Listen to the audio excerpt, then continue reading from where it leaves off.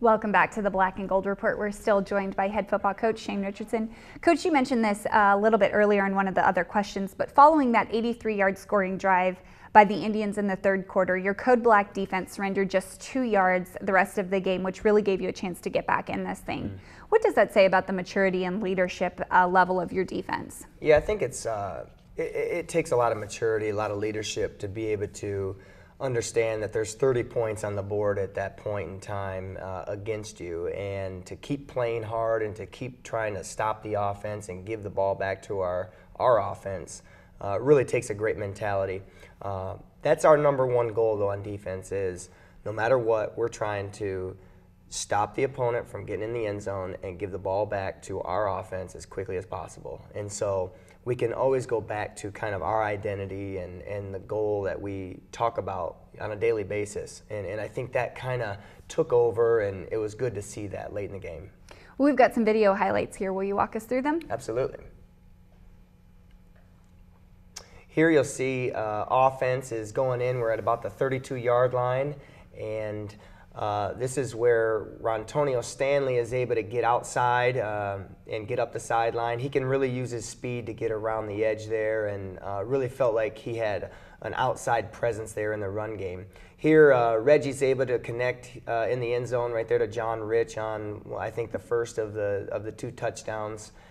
Defensively, this is in the first series. We were able to have a TFL. You see Blake Hickman, number 10 there. He comes in and he actually forced a fumble. He had a really good day and really played great defensive football from his linebacker position. I think he ended up with 14 tackles on the day.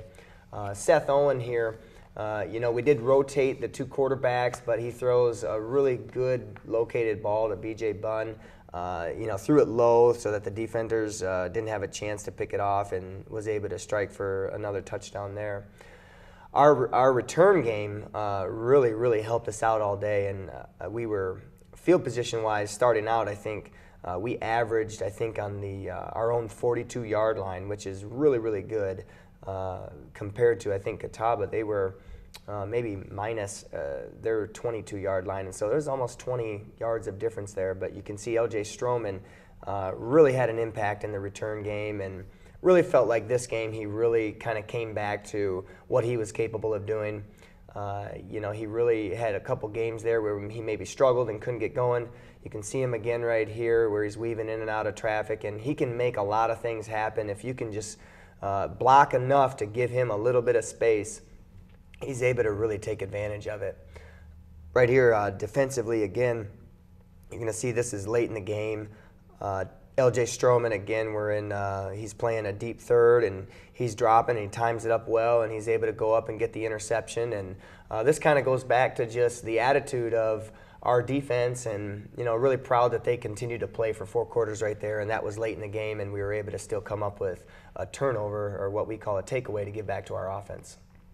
Well, redshirt sophomore B.J. Bunn came out of this game as the offensive star. He broke a school record with 11 receptions and recorded his 3rd career 100-yard receiving game. What kind of player has B.J. developed into, and what kind of weapon does he give you on offense? B.J. is a competitor, and he has really a good presence and good nose for what to do when he gets the ball in his hands. And he's very sure-handed, and he wants to go out there. He wants to compete to be his best. And when he gets the ball, he's able to be physical. He's able to really have a presence of gaining positive yards for us. And so he's meant a great deal to the offense. We've got to be able to continue to feed him the ball and be able to find ways to get him in space and work with him to be able to have him gain some positive yards for us. Well, your special forces unit was close to outstanding on Saturday, especially on kickoff returns. L.J. Stroman was able to set up great field position for you guys on a few occasions.